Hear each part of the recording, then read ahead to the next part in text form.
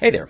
Today I want to talk to you for just a minute about a kind of a new challenge that we're seeing with a lot of our clients, really in just the last month or so, regarding the increasing difficulty in reaching leads and prospects that are coming in through whatever kind of marketing vehicles that you've got running. It's kind of an interesting thing that we've seen in that the lead flow has kind of remained nice and consistent, but we're seeing an increase in the challenge reaching and actually speaking with a lot of these leads, or in our case, we do a lot of live events, seminars for our clients, getting them to come into the seminars. It's kind of been a little bit on an increase. So I did a little research this morning. I want to share some thoughts with you, maybe some strategies that will help you if this is a challenge that you've been dealing with too, as many of our clients have. So in case this is your first time joining us, this is part of the Holy Bucket series of free training. So I just come on here every once in a while and we'll share some thoughts and some data and some statistics. A lot of times I'll give you hopefully what you consider some useful plans. We basically have these four buckets over here, which comes down into your online presence, paid advertising, patient engagement funnels, and internal marketing. So what we're going to talk about today with respect to reaching and actually moving your deals forward with your leads and your prospects would come under the patient engagement funnel. And so that's kind of the bucket we're working in today's episode. So this is, it's always been difficult to reach leads. And it's a constant battle. It's a struggle. It's a full-time job for someone. We generate literally thousands of leads every month for our medical clients, which are spread pretty much all across the country. And so we have a really good front row seat to the data and what we're seeing happening. Of course, we work closely with all of those clients, making sure they're able to make the most of those leads. And lately we've been getting calls saying, it just seems like it's getting harder and harder to reach these people, these leads, and kind of move that deal forward. And so I empathize with that. And there's two really points that I want to emphasize with you if this is a challenge you've been having. The first thing you've got to really understand is the mentality of the lead that you're working with. Regardless of what it is that they've signed up for, what kind of service or product or whatever that may be, you got to understand that people don't just give strangers their name, email, and phone number when they know you're trying to sell them something, unless they really want what you have. So one of the hurdles we have as an agency is trying to overcome the mentality of a client or their sales rep. And by sales rep, usually, again, our clients are usually the 7- and 8-figure practices, so they have a dedicated person or persons on their staff whose full-time job it is to really follow up with these leads, get them in for consults or get them into the seminars, and then move those deals forward, help get them on a care plan. And so one of the things we'll hear is that, this just must be a bad lead. Well, people don't give out. When was the last time you gave a complete stranger who you know is going to sell you something your personal email and phone number, knowing that they're going to give you a call and start emailing? They're going to try to sell you something. People don't sign up for stuff like that. We're already inundated with so much garbage, so much junk mail, that the last thing I want to do is give out my personal contact information to somebody for something I'm not even interested in. So you got to first kind of have the right mentality that if they've given you their name, email, and phone number, and it's a valid either email, phone number, at least one or more, this is a real person who really does want at least to learn, take that next step and figure out, is this the right solution for them? So you got to approach it with that. The data is very clear on this. There's all kinds of studies. All you need to do is go to Google and you can Google the search term, how many touches to move a sale forward in 2019. And you're going to find that probably about a year or so ago, the number was about 8 or 9 touches. But if you look at some of the recent data that's coming out, I read a report this morning just before this that said it now takes 18 touches to actually reach a prospect and move them forward. And on average, only 1 to 2% of those people are actually going to call you back.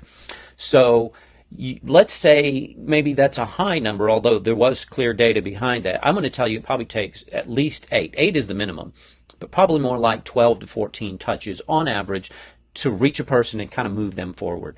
So that can be any mix of phone calls, which should be your primary way. There's no better way to move somebody forward than a one-on-one phone call. But you can also include emails and text messages. In some cases, although you have to be careful, you can also do Facebook messaging. But you want to be careful about that because that can get you in trouble if the person hasn't given you permission to reach out. And people are very skittish about that still. So be careful on that one.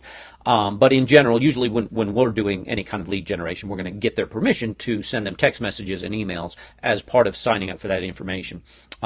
So you just need to know it's going to take a lot. So it's frustrating. I get this. Listen, I've done this. You make 4 phone calls over a period of 4 days to one person, and they don't ever answer their phone and they don't ever call you back. That's a frustrating thing as a person, as a human being. That would make me upset. I would get frustrated with that. Also knowing I've been texting and sending them emails. Why don't they call me back? You just have to be prepared. This is the name of the game in 2019, and it's not going to get any better going forward. It's going to become more and more. Just know that this is how the game is played. In order to move those deals forward, expect you're going to need to make 5 or 6 phone calls probably, and 2 to 3 text messages. And gosh, you could send them 20 emails. Although you don't want to obviously overdo it. But just knowing that this is a real person, they gave me their information because they're really genuinely interested in what I have, and they're busy. We all have busy lives. Stuff comes up every day for me, as I know it does for you, as it does for these people. The other thing to remember, depending on what it is that you're selling, most of our clients are dealing with some kind of pain-related services. So these people, in our case specifically, if that's part of your business, they've probably been living with this pain for years, if not, many months at the very least. So to them, the emergency that came up with my children or with my work or my boss or whatever personal issues that came up this morning that was not expected, that's going to take priority over the pain, which I really want a solution for. But I've lived with it for 5 years now, so, one more day isn't going to make a big difference. I'll just answer their call or call them back tomorrow. So just be patient. The other thing is to make sure you're always being compassionate with these people. The last thing they want is an angry salesperson calling them, kind of, getting on to them about why I've called you 5 times. Why haven't you called me back? That's obviously not going to move your sale forward in any productive way whatsoever. Just have compassion. Know that these people want help. They need help. They've reached out for help, but they're busy with busy lives, and things get in the way and things prevent. So give them an excuse. Tell them, hey, listen, I know you're busy. I know you got a lot of things going on. We all do. I get it. No worries. Don't worry about it. But I'd really love to still connect with you because I think we can help solve this problem for you. So I'd love to hear from you. Please do give me a call back, or maybe just shoot me a text and let me know the best time.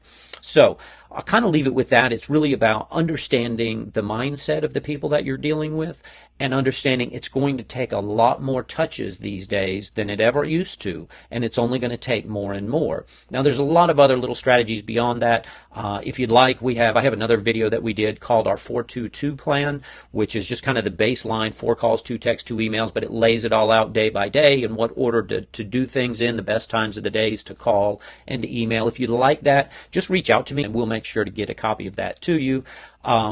Otherwise, you can probably come up with something on your own. But again, if you'd like the one that we did and we used with our clients, I'd be happy to share that with you.